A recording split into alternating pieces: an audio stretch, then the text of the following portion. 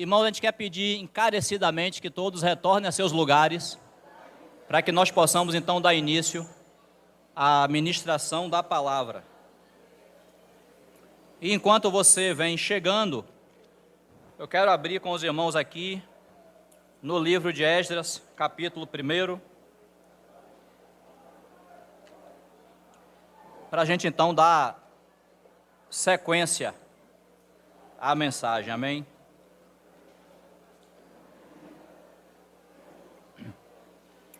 Senhor, mais uma vez, nos encomendamos à Tua pessoa, entendendo pela Tua palavra, que se o Senhor não edificar a casa, em vão trabalham os edificadores. Por isso, colocamos nossas vidas nas Tuas mãos, tanto quem fala quanto quem ouve, que o Senhor venha nos capacitar, que o Senhor venha nos direcionar, venha nos fazer ouvir a Tua voz nessa manhã e sairmos aqui com mais da Tua pessoa, sairmos com mais de Cristo dessa reunião. O Senhor mesmo detenha toda obra das trevas, toda perturbação do inimigo, toma esse ambiente, nós declaramos aqui a Tua vitória sobre esse ambiente. E também, Senhor, pedimos que venha acalmar nossas almas na Tua presença, nos livrar de toda agitação, de toda dor, de toda preocupação, de tudo que venha nos tirar do desfrute do Senhor nessa manhã. Tanto nós aqui, quanto as irmãs e irmãos que estão ali no serviço às crianças, em nome de Jesus. Louvado seja o Senhor. Irmãos, olha, nós, na semana passada, finalizamos aqui com esse capítulo, né?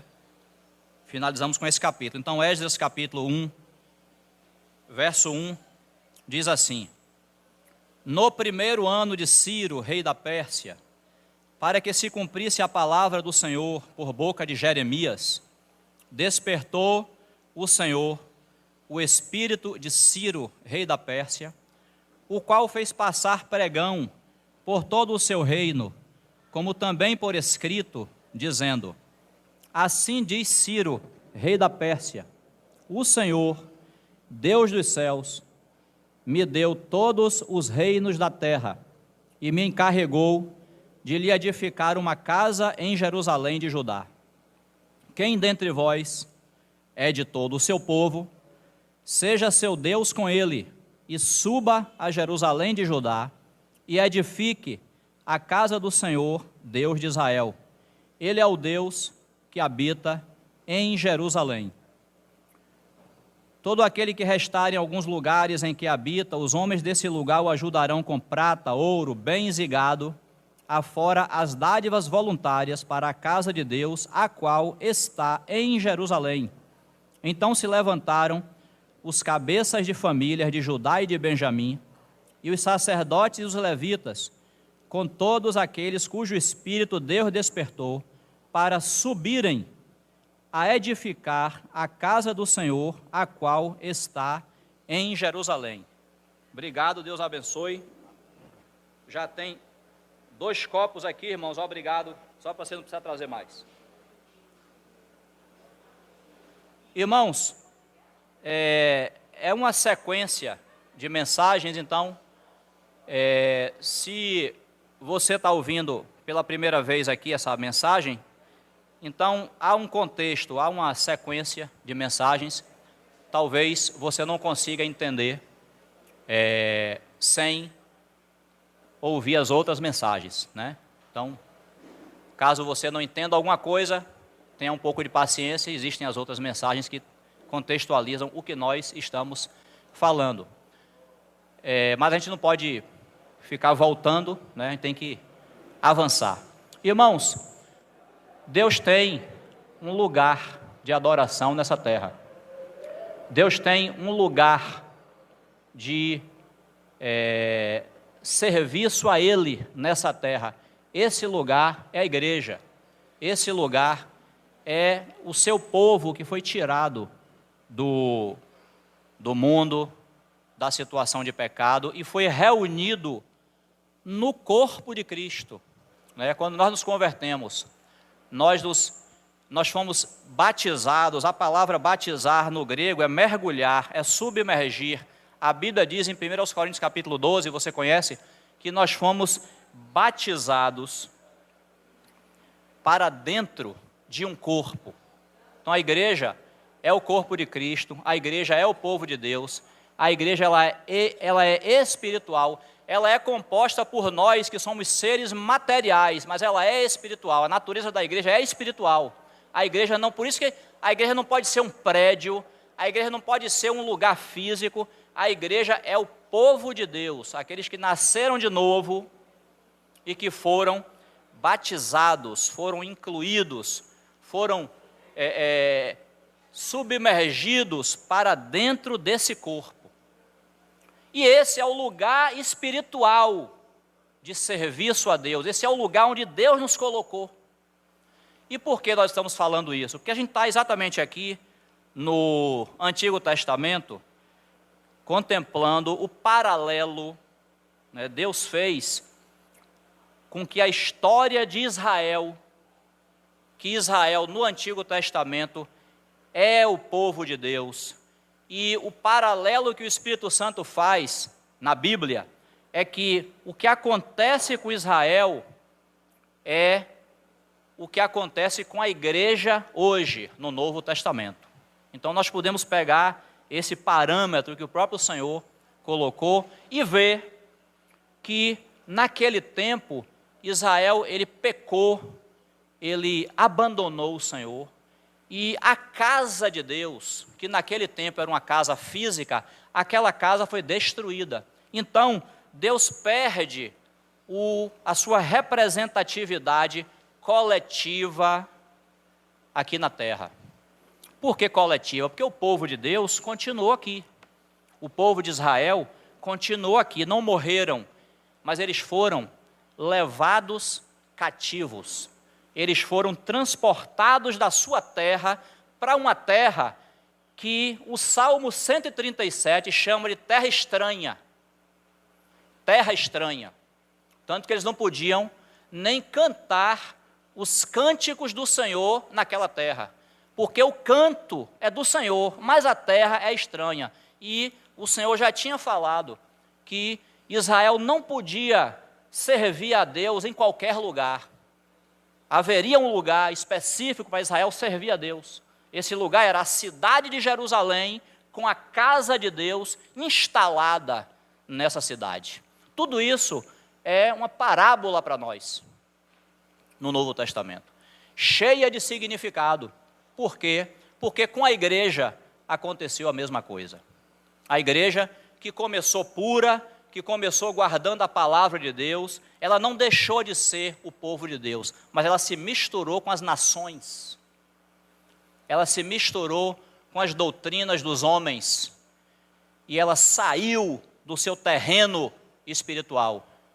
Ela se misturou com esse mundo. Então, não foi, nesses 30 e alguns anos que nós reunimos, não foram poucas as vezes que nós mencionamos e continuamos mencionando as cartas de Apocalipse 2 e 3, que contam ali a história da igreja, desde Éfeso até Laodiceia, ali o Espírito Santo em profecia, porque Apocalipse é uma profecia. O Espírito Santo está contando ali o que ia acontecer com o povo de Deus até os dias da volta do nosso Senhor. Então é de Éfeso a Laodiceia. Não é só história, ali também é profecia. Né? E tudo isso é um paralelo. Por quê? Porque ali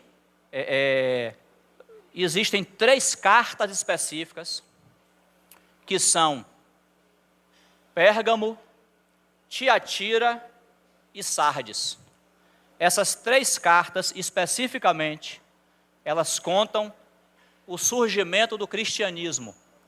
Elas contam o processo de como a igreja foi declinando e foi se misturando com o Império Romano, com a política, com os governos humanos.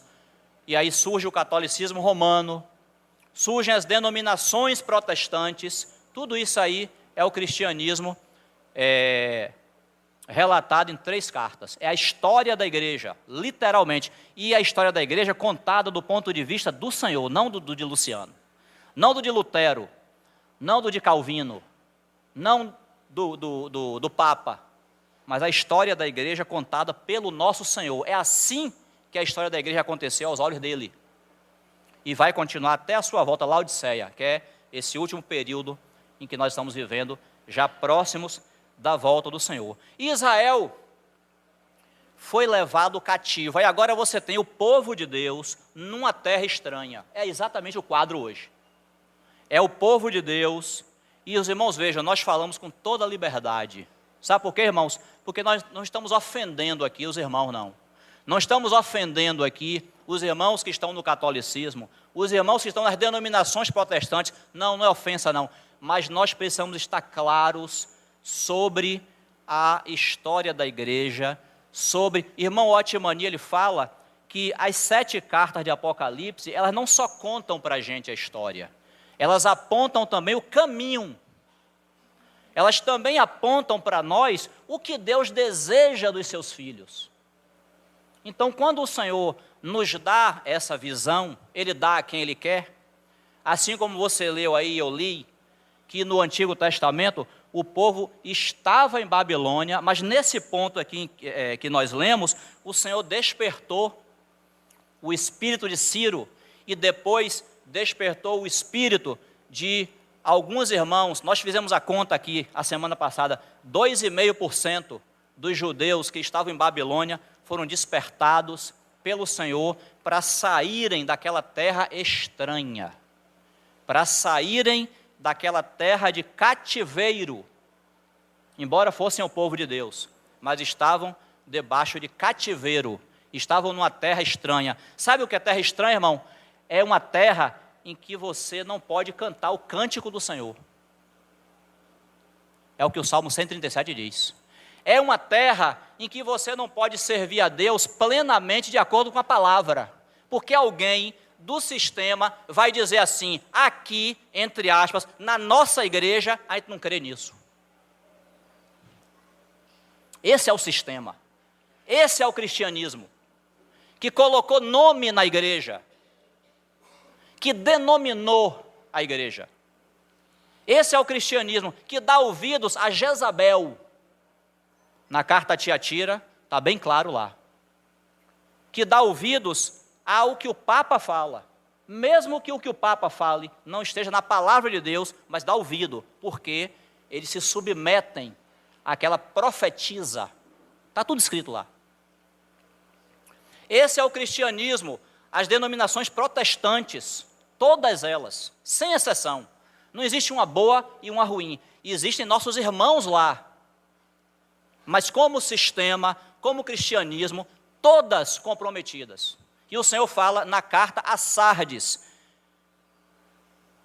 existem, porém, algumas poucas pessoas que não contaminaram as suas vestiduras. Está vendo? Alguns poucos que estão no cristianismo, são nossos irmãos, e não se deixaram contaminar com o sistema. Então veja, é por isso que o irmão falou, um irmão do passado, a nossa visão sobre esse chamado para edificar a casa do Senhor hoje, ela não estará completa, se nós não enxergarmos pelo Espírito qual o comprometimento que há no cristianismo. A gente vai achar que é a mesma coisa, e para Deus não é. O cristianismo, nós já dissemos, ele vai desembocar na grande Babilônia, a mãe das meretrizes. Mas o Senhor, que é pai, que tem compromisso com seus filhos, o Senhor vai fazer um chamado a seu povo, lá em Apocalipse 18, ao seu povo que está em Babilônia, que está no cristianismo, o Senhor vai dizer assim, sai dela, povo meu. Ou seja, o Senhor não vai deixar o seu povo lá enganado até o fim. Mas há alguns que não são muitos, o Senhor tem despertado para sair do cristianismo antes daquela grande destruição que vai haver. Ele tem chamado. O paralelo é exatamente esse. Assim como ele fez aqui no livro de Esdras, ele despertou, é a iniciativa de Deus. Não é porque a gente estudou muito a Bíblia, não é porque a gente é muito santo, ou mais santo do que os outros irmãos, mas não, é iniciativa de Deus. Deus precisava, na história, trazer irmãos do cristianismo para virem reunir-se unicamente debaixo do nome do Senhor e dar testemunho da casa de Deus. Porque a situação da igreja degringolou. O Senhor, há um paralelo nos evangelhos. O Senhor, no início do evangelho, ele purifica a casa de Deus e ele fala assim: vocês estão transformando a minha casa num covil de ladrões. O Senhor purifica no início do evangelho. Mas quando ele já está próximo de ir à cruz, ele fala para Jerusalém assim: Jerusalém, Jerusalém, que matas os profetas e apedrejas os que te são enviados. Aí ele fala assim: eis que a vossa casa ficará deserta.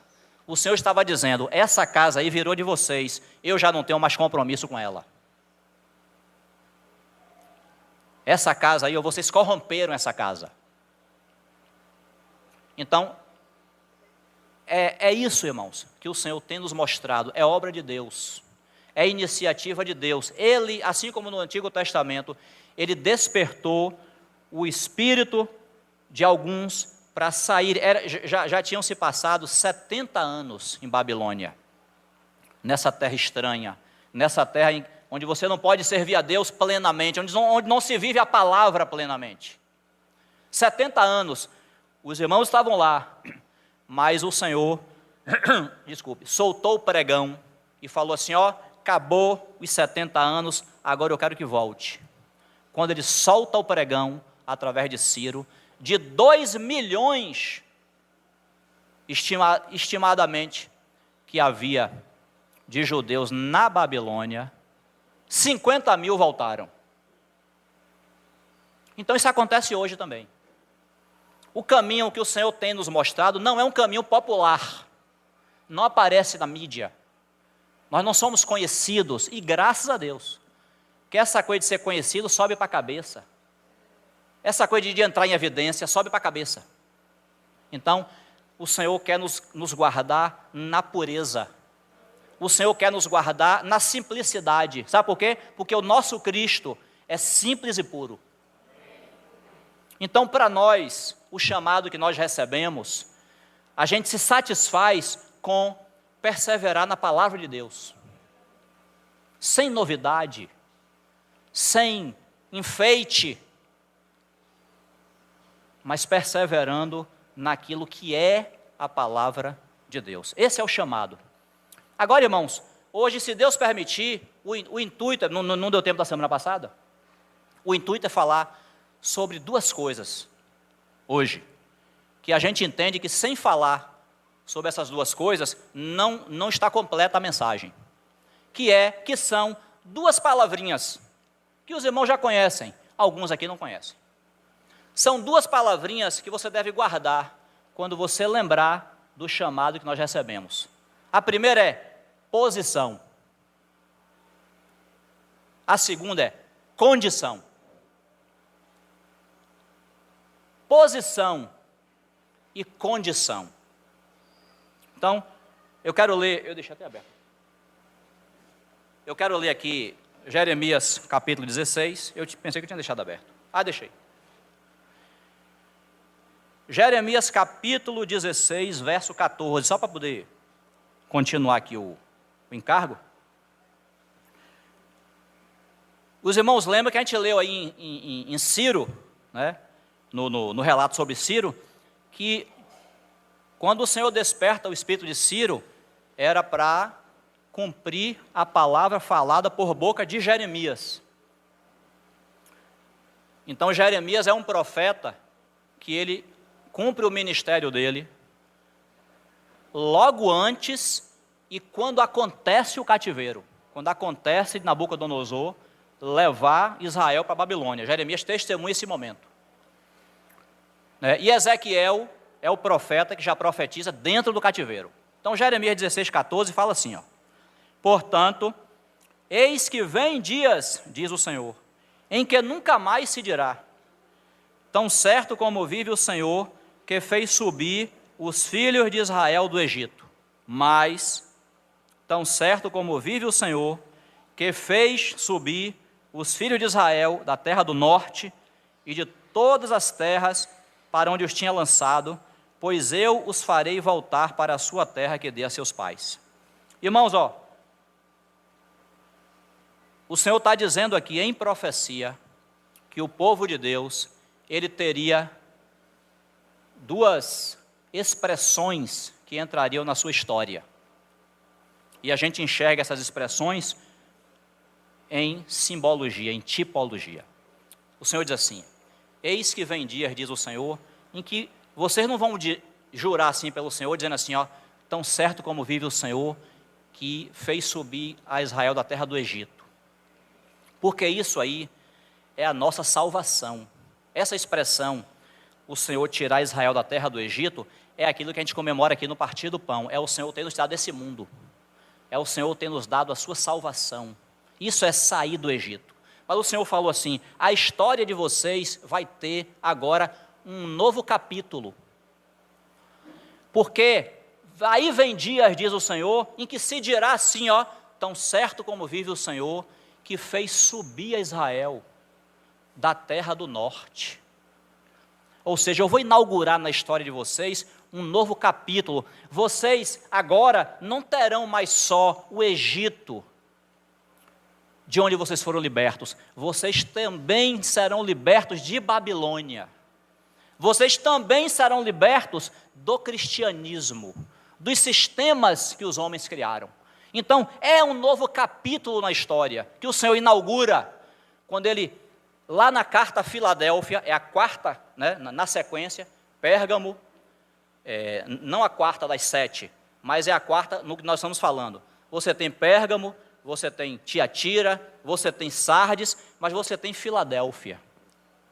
Ou seja, na história, assim como com o povo de Israel foi feito, na história, o Senhor também inaugurou um novo capítulo para seu povo, dizendo assim: olhe, agora eu vou separar alguns, agora eu vou despertar o espírito de alguns, para saírem do cristianismo, e virem dar testemunho unicamente do nome do Senhor. Por isso que a Filadélfia é dita assim: ó, você tem pouca força, vocês são em menor número, mas vocês guardaram a minha palavra e não negaram o meu nome. Está vendo? Então, é um novo capítulo na história que aconteceu e acontece até hoje. Deus tem chamado, e é um pouco pesado usar essa palavra, mas eu vou usar. É necessário, era preciso que na história Deus levantasse sim esses irmãos para darem esse testemunho, para que Deus tivesse liberdade. Imagine Deus, a gente roubar a liberdade de Deus, é quase impensável isso. Mas a verdade é que em Babilônia, Deus não tem liberdade. Babilônia é terra estranha. Babilônia é sistema. Embora tenha o povo de Deus lá, mas englobado, envolvido por um sistema criado pelos homens. Então era necessário que o Senhor chamasse alguns. E por que alguns? Porque Deus, para Ele fazer uma obra, Ele não precisa de muita gente, não. Ele resgata o núcleo, Ele resgata um remanescente, e com esse remanescente, Ele dá o testemunho que Ele quer. Então, por isso, irmãos, que se nós estamos aqui, se eu fui chamado e você foi chamado, então honremos esse chamado. Sabe por quê? Porque é iniciativa de Deus, não foi invenção humana. A gente falou e repete sempre isso. Não foi ninguém que deu a ideia de assim, não, bora fazer uma igreja sem nome. Não, para nós era mais fácil botar o nome, né? Identificar.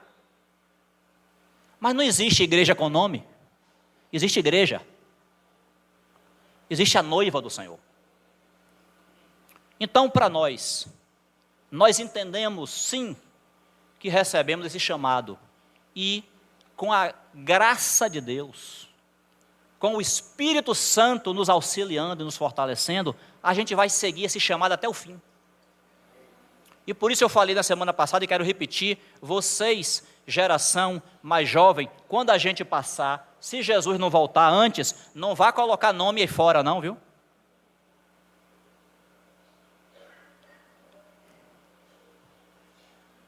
Não vá colocar nome onde Deus não colocou. Porque a igreja na Bíblia, ela não tem nome, ela assume, o padrão do Novo Testamento é esse, ela assume o nome da cidade onde ela reúne. Então, todos os santos em Salvador fazem parte da igreja em Salvador. Mas isso mudou. O irmão de Salvador é de que igreja? A pergunta agora é essa, irmão. Se você, e pior ainda, se você disser a ele assim, ó, da única igreja, irmão, que existe, misericórdia.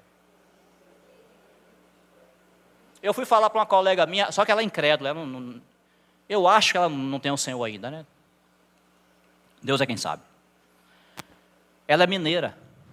E eu fui dizer, ó, a gente tem, eu estava conhecendo ela naquele dia, e eu falei, poxa, a gente tem um carinho enorme por uns irmãos de Minas, lá de Contagem. Contei a história, né, das conferências de carnaval, a primeira em 88, tinha gente aqui que nem era nascida ainda. Quando eu falei para ela, da igreja em Contagem, ela automaticamente falou assim, Luciano, mas você sabe que isso aí não define muita coisa, né? Você falar que os irmãos são da igreja em Contagem, não explica, hoje não explica. Porque você tem que dizer que ele é da denominação XYZ em Contagem.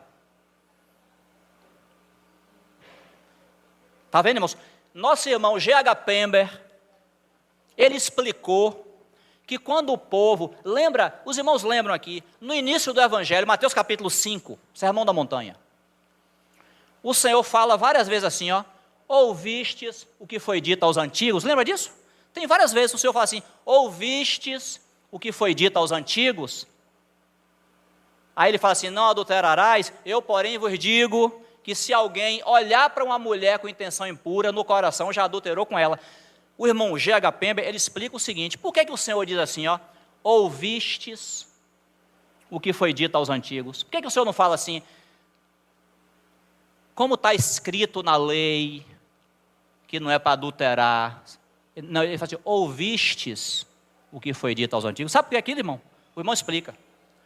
É porque o tempo que os irmãos passaram em Babilônia, 70 anos, eles esqueceram a sua língua materna, esqueceram o hebraico.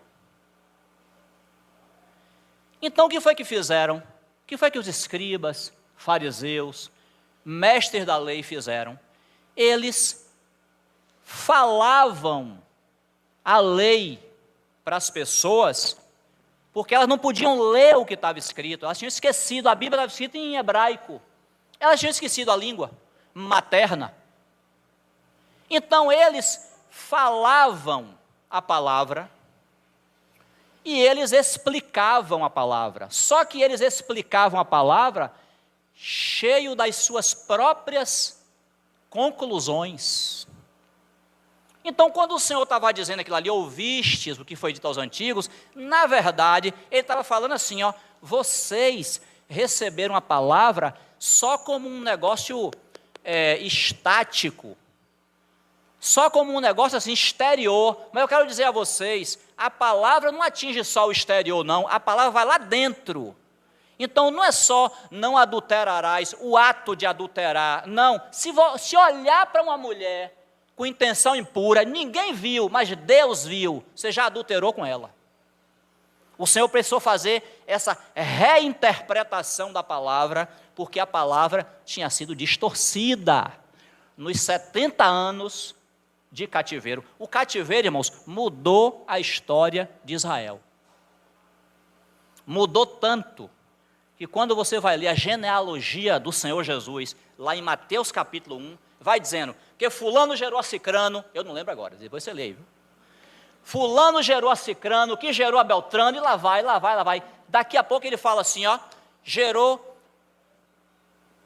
a Josias, aí tem a Jeconias e a seus filhos depois do cativeiro. Olha.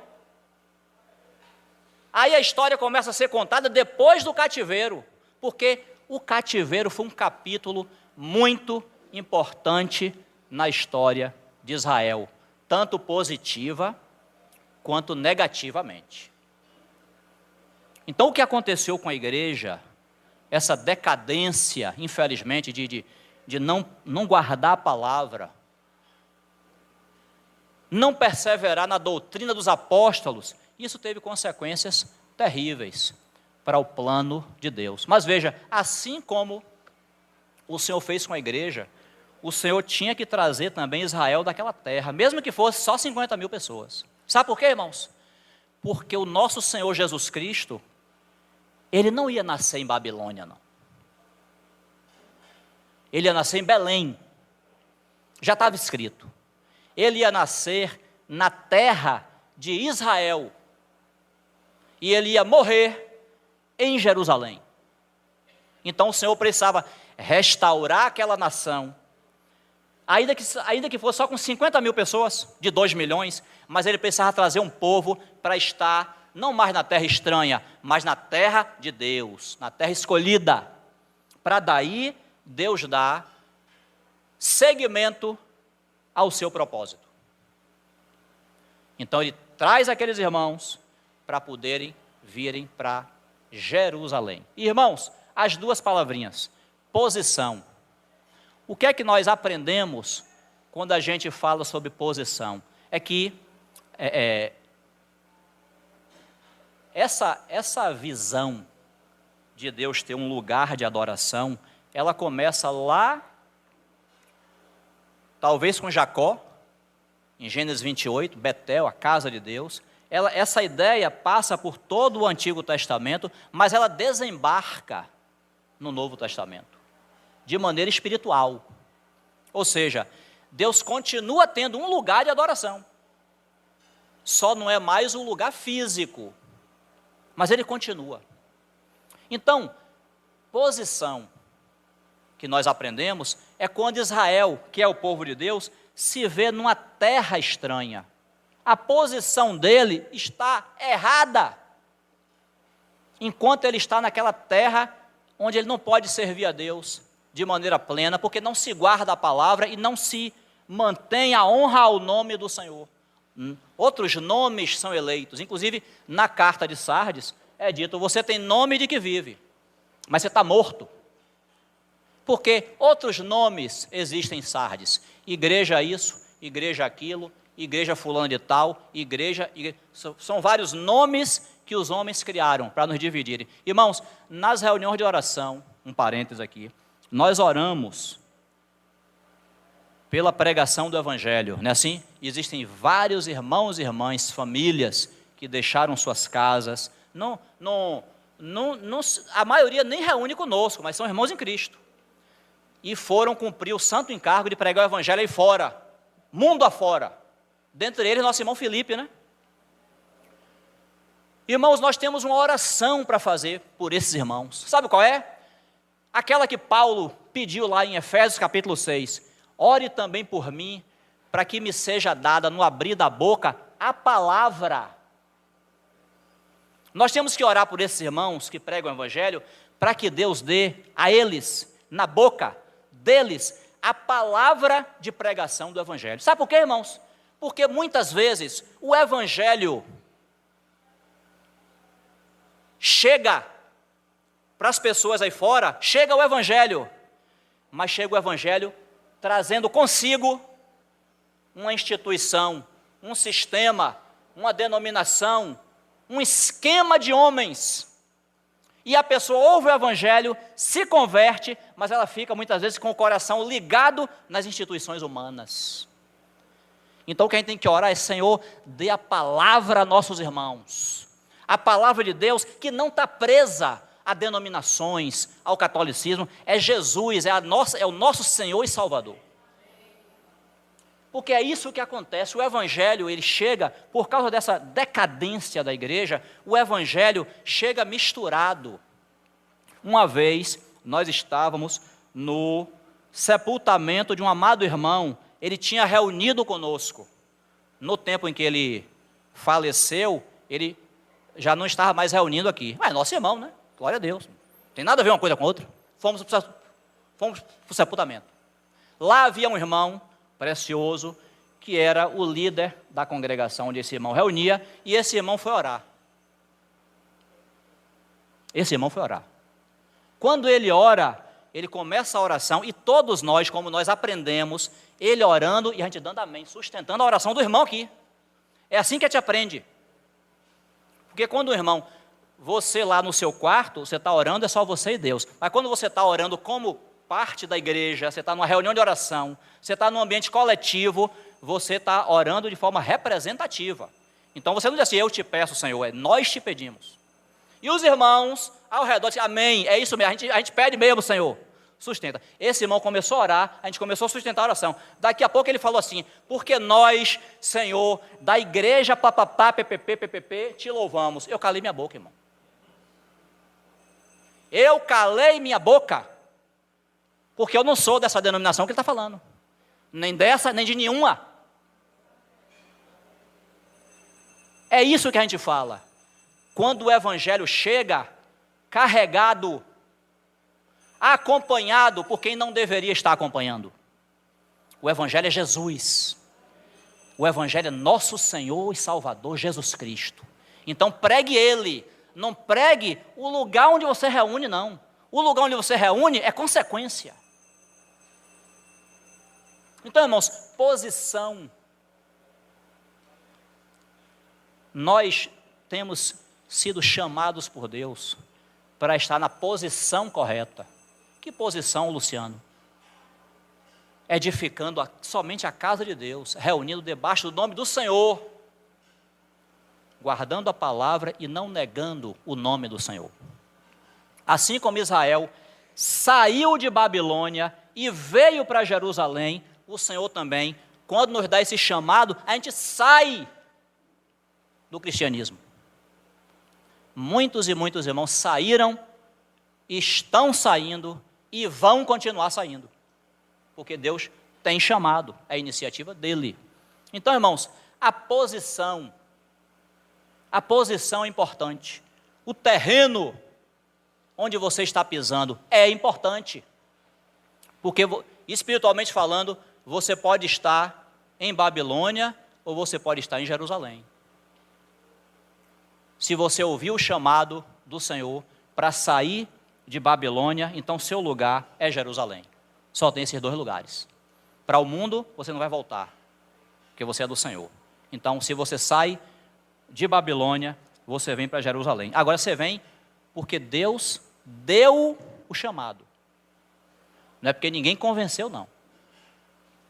Não é porque ninguém foi fazer propaganda lá que você tem o cristianismo, Babilônia, confusão. Não, não.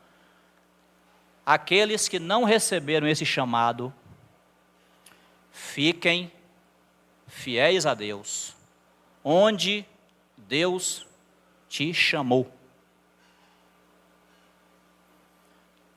Agora, se você foi chamado, irmãos, honre esse chamado. Se você foi chamado, honre esse chamado. Se livre de toda mistura. Porque esse chamado é interesse de Deus. E é posição. A posição de Israel lá em Babilônia era uma posição inadequada, porque Babilônia é terra estranha. Posição adequada, correta, era vir para Jerusalém. Isso é posição. Agora, não podemos deixar de falar da segunda palavrinha, que é condição. O que é condição, Luciano? É porque o fato, vai ficar gravado, vai ficar gravado.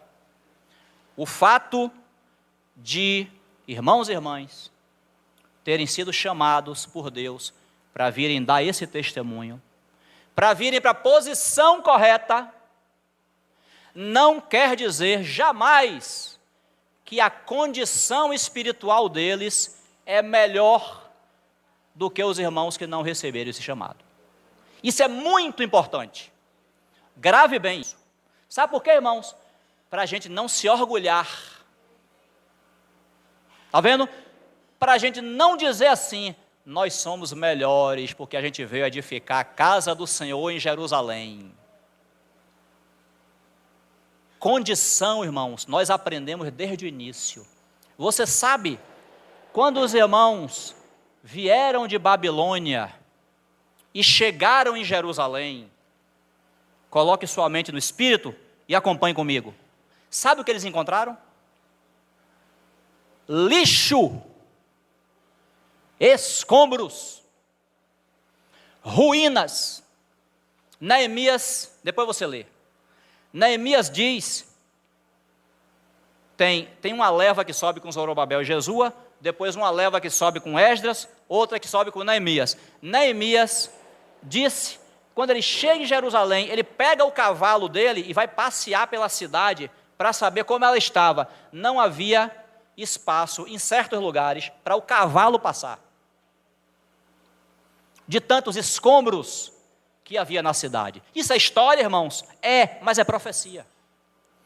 Isso é para dizer que Jerusalém tem muito lixo, que nós fomos chamados para edificar no meio dos escombros, porque nós mesmos somos os escombros. Tanta coisa na minha vida tem que mudar, tem que ser transformada, e na sua também, irmãos. Sabe, às vezes nós olhamos para irmãos que não estão aqui, estão no cristianismo, e a gente vê que eles têm vidas mais santas do que nós. Isso é condição. Isso é condição. E Deus já faz isso para a gente não se orgulhar mesmo. E tem um capítulo, eu não posso deixar de ler.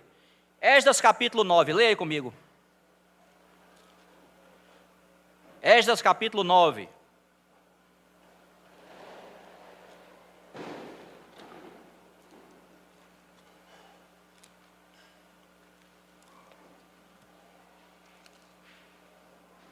Verso 1.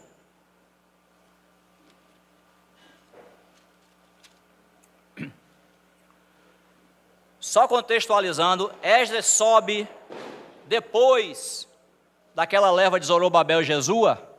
Esdras sobe para poder ornamentar a casa de Deus. Esdras era um homem de Deus. Ele veio para poder ensinar a palavra. Ele vivia a palavra. Ele era mestre da palavra. Então ele veio para poder ornamentar a casa de Deus. Ele traz oferta, ele traz gente com ele para servir. Esse é o contexto aqui. Então, eles chegam de Babilônia e agora estão em Jerusalém. Capítulo 9, verso 1. Vamos ler os últimos versículos do capítulo 8, na sequência aí. 8, 35. Os exilados que vieram do cativeiro, está vendo? Ofereceram holocaustos ao Deus de Israel, 12 novilhos por todo o Israel. Guarde bem essa palavra.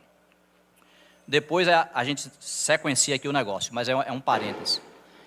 Os exilados, irmãos, que vieram do cativeiro, eles ofereceram holocausto ao Senhor, está escrito aí, por todo o Israel. O Israel todo não estava ali presente, mas os irmãos ofereceram sacrifício por todo o Israel. Sabe o que é isso, irmãos? É quando você chega no partir do pão e diz assim, esse pão, essa mesa não é nossa, é a mesa do Senhor. Então se você é um irmão em Cristo e você está em comunhão com Deus, você pode sim participar da mesa, porque essa mesa, esse pão, inclui todos os filhos de Deus, todos os que nasceram de novo. Então é um testemunho de unidade, é um testemunho de reconhecimento de que não há duas igrejas, não há 365 igrejas, há uma igreja só. Então se chega qualquer irmão entre nós, ele é um irmão em Cristo, ele nasceu de novo, Ele está em comunhão com Deus. Por que está em comunhão com Deus? Porque se ele estiver em disciplina, ele não pode partir o pão. Se ele estiver em pecado, ele não pode partir o pão, claro. 1 aos Coríntios, capítulo 5, lançai fora o velho fermento. Está vendo? O irmão está em pecado, ele não pode, reunindo aqui ou em lugar qualquer, ele não pode partir o pão. Mas se ele está em comunhão com Deus, é um irmão em Cristo, ele pode reunir onde for. Se ele chegar aqui entre nós, ele parte o pão, porque aquele pão inclui ele também. Embora muitos, somos unicamente um pão. Então, esse é o testemunho de unidade aqui, importante falar isso. Aconteceu lá com os que voltaram do cativeiro, está vendo? Mas o texto prossegue. 96 carneiros, 77 cordeiros, e como oferta pelo pecado, 12 bodes, tudo em holocausto ao Senhor. Então, deram as ordens do rei aos seus sátrapas e aos governadores deste lado do Eufrates, e estes ajudaram o povo na reconstrução da casa de Deus. Está tudo lindo, maravilhoso, no final do capítulo 8. Capítulo 9. Acabadas, pois, estas coisas, vieram ter comigo os príncipes, dizendo: o povo de Israel e os sacerdotes e os levitas não se separaram dos povos de outras terras com as suas abominações, isto é, dos cananeus, dos heteus, dos ferezeus, dos jebuseus, dos amonitas, dos moabitas, dos egípcios e dos amorreus, pois tomaram das suas filhas para si e para seus filhos, e assim se misturou a linhagem santa com os povos dessas terras, e até os príncipes e magistrados foram os primeiros nesta transgressão.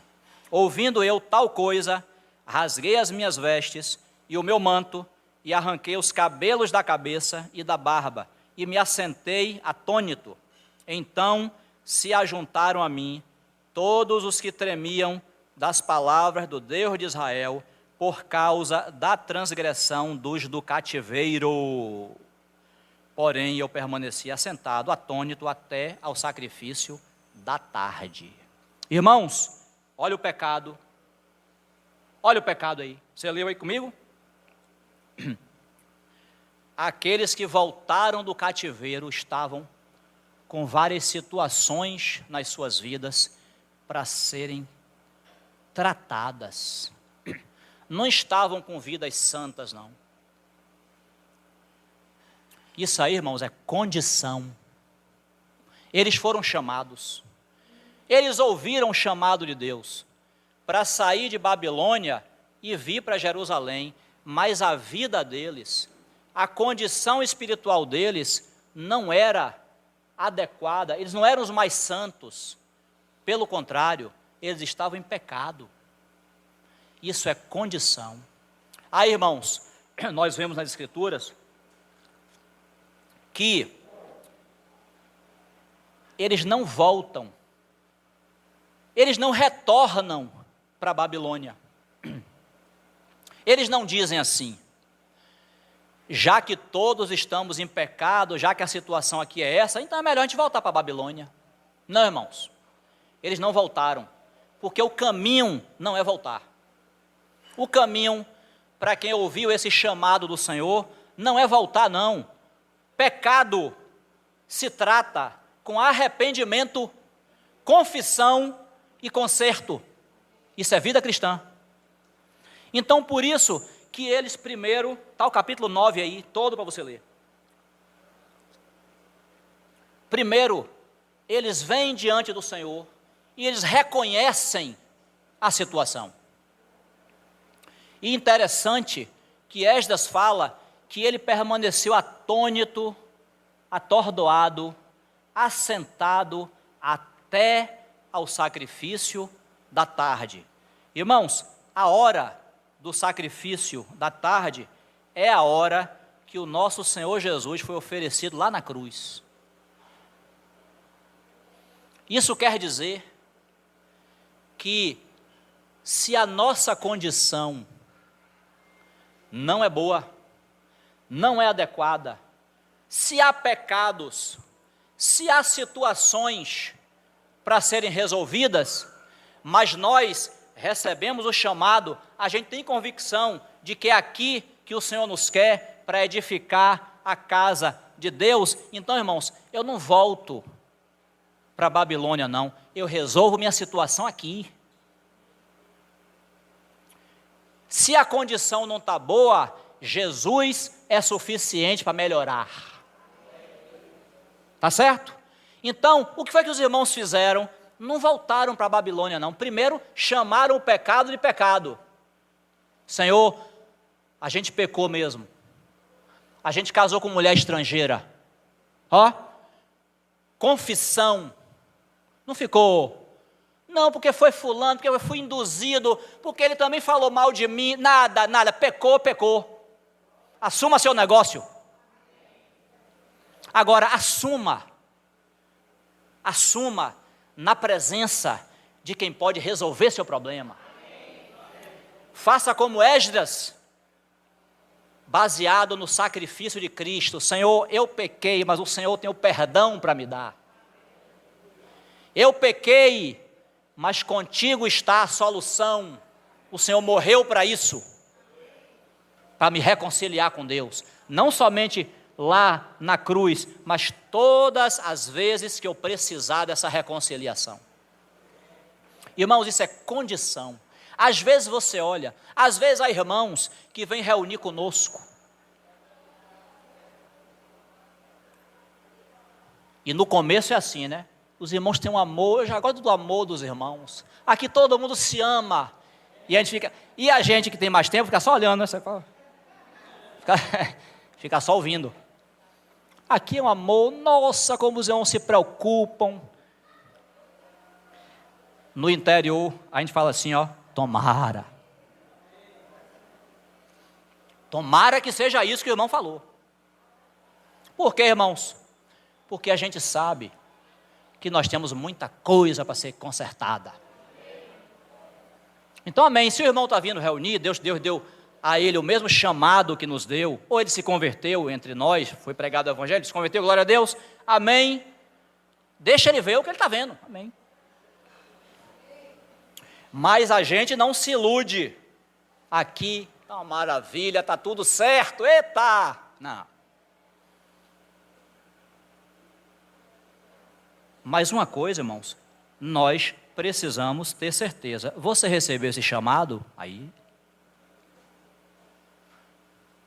Porque se você recebeu esse chamado, você vai fazer como os irmãos aqui. E como qualquer crente tem que fazer. Pecado, situação negativa, tem que ir para a cruz resolver. Se ofendeu o irmão, tem que pedir perdão a ele. Se defraudou o irmão, tem que pedir perdão a ele.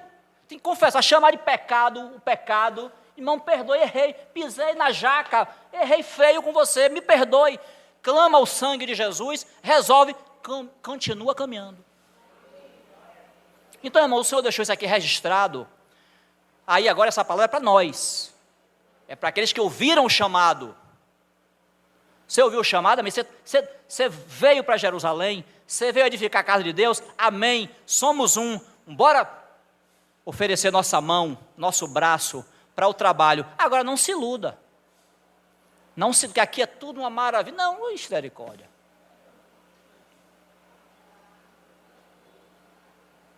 Mas o que é importante é que quem chegou em Jerusalém não retornou para a Babilônia.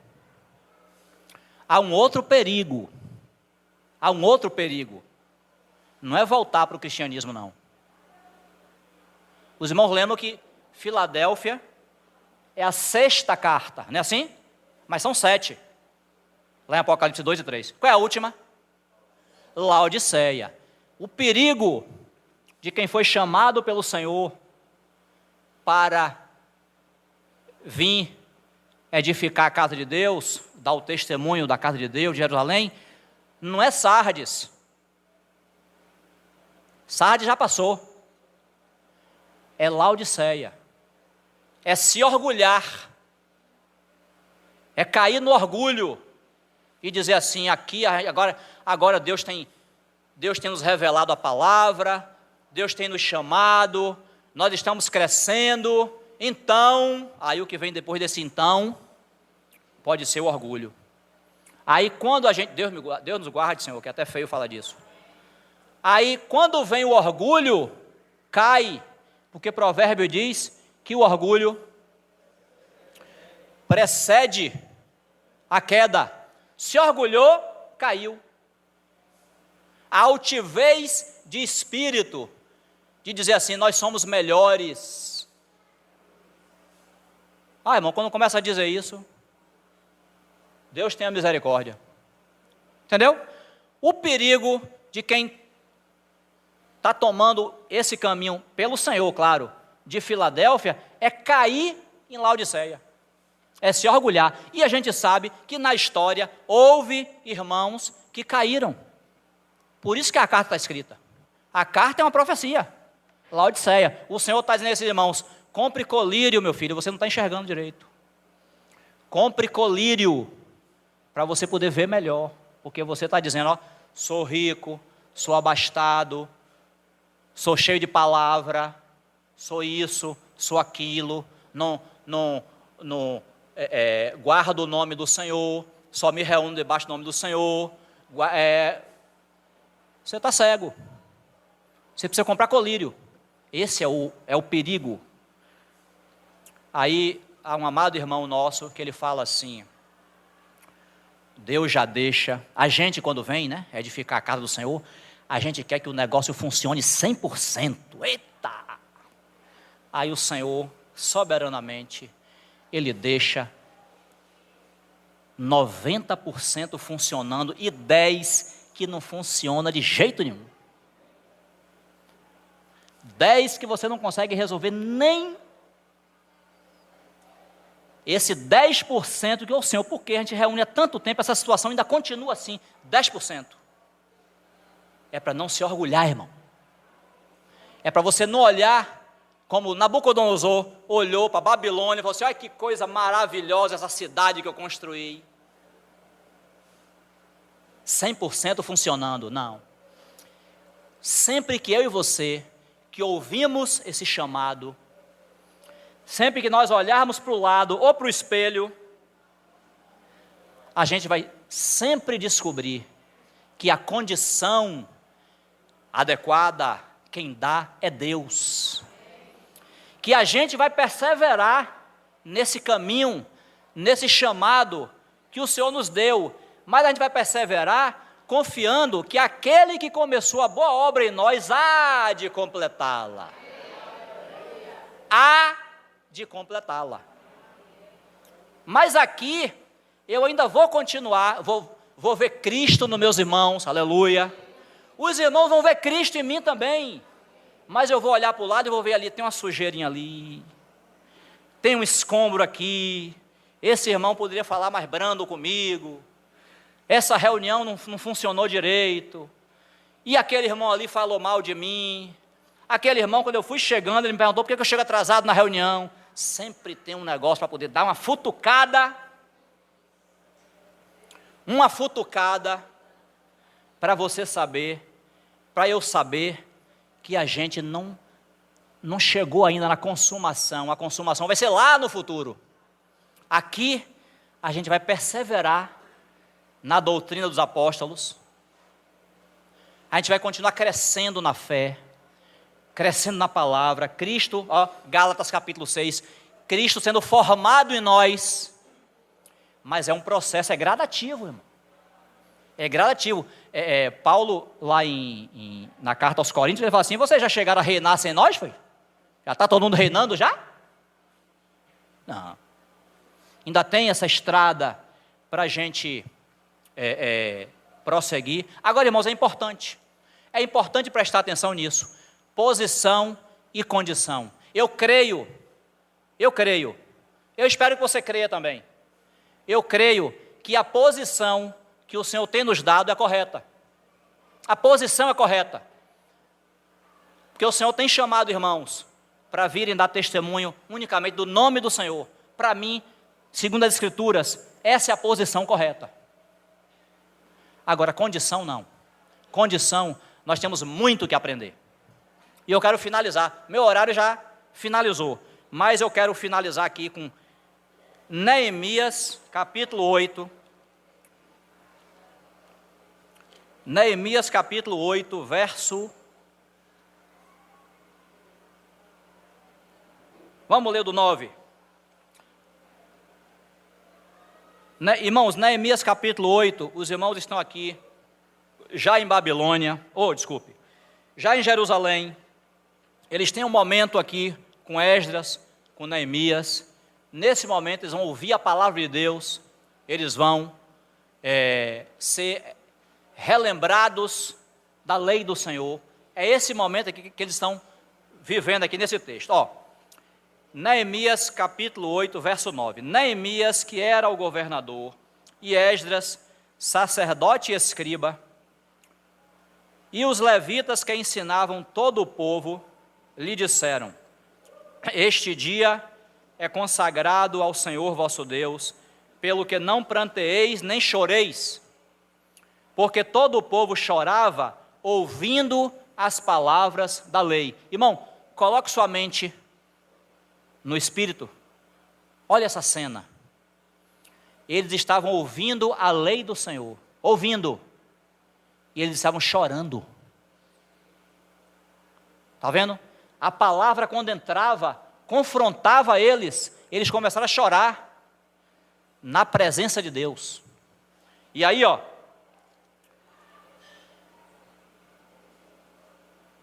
este dia é a metade do versículo. Este dia é consagrado ao Senhor vosso Deus, pelo que não pranteeis nem choreis, porque todo o povo chorava ouvindo as palavras da lei. Disse-lhes mais: ide, comei carnes gordas, tomai bebidas doces, e enviai porções aos que não têm nada preparado para si, porque este dia é consagrado ao nosso Senhor. Portanto, não vos entristeçais, porque a alegria do Senhor é a vossa força. Eu não poderia terminar essa mensagem sem ter lido esse versículo aqui. Porque nós estamos falando de posição e de condição. Dá para ver, pelo texto que nós lemos, que a condição do povo era muito ruim. Porque a palavra, quando entrava, que confrontava eles choravam. Meu Deus, eu não mereço estar aqui. Eu não mereço estar na tua presença. Mas os irmãos que estavam conduzindo ali a palavra, os levitas, Esdras, Neemias, eles falaram assim: não é para vocês se entristecerem, não. É para vocês se alegrarem. Sabe por quê? Aí tem essa célebre frase: porque a alegria do Senhor é a vossa força. Ou seja, parafraseando, a condição de vocês pode não ser boa, mas vocês foram trazidos para cá pelo próprio Deus. É Deus que tem interesse de trazer vocês para aqui, para vocês darem esse testemunho. Então, Ele está alegre. Vocês podem estar tristes, mas Deus está alegre. Porque Deus, irmão, Ele estava alegre mesmo. Sabe por quê? Porque Ele precisava restaurar uma parte do seu povo para Ele dar seguimento ao seu propósito. Lá no futuro, o seu filho ia nascer naquela terra. Então, o povo poderia estar triste, mas Deus estava alegre. É isso que a gente fala de posição e condição. Eles estavam tristes, porque a condição era ruim, mas Deus estava alegre, porque a posição deles era correta. Eles saíram de Babilônia e vieram para Jerusalém. Então isso nos anima a prosseguir. Mesmo olhando, muitas vezes, para a nossa condição, mas a nossa condição tem que ser resolvida aos pés da cruz. Mas a gente se alegra, porque a gente entende que o chamado que Deus nos deu é um chamado que nos dá força para prosseguir, porque Ele está alegre. Então, a gente pode se alegrar, a alma dá um nó, né? retorce a alma, porque a alma queria se entristecer, mas o Senhor está dizendo, se alegre, o Senhor está dizendo, se alegre, porque a alegria do Senhor, Deus está alegre, a alegria do Senhor é a vossa força. Amém, irmãos? Posição e condição. Guarde essas duas palavrinhas e medite diante do Senhor. Amém? Louvado seja Deus pela sua palavra. Perdão pelo tempo estourado, vamos orar. Agradecemos, Senhor, pela tua palavra. Agradecemos acima de tudo pelo que o Senhor mesmo nos proporciona em Cristo. Nada é nosso, Senhor. Nada fomos nós que criamos. Tudo vem de ti, o louvor é para ti, a glória é para o Senhor. Bendito seja o teu nome. Humildemente pedimos, Pai, que o Senhor mesmo venha fazer o efeito desejado com a tua palavra nas nossas vidas. Para a tua glória nós oramos, em nome do Senhor Jesus. Amém.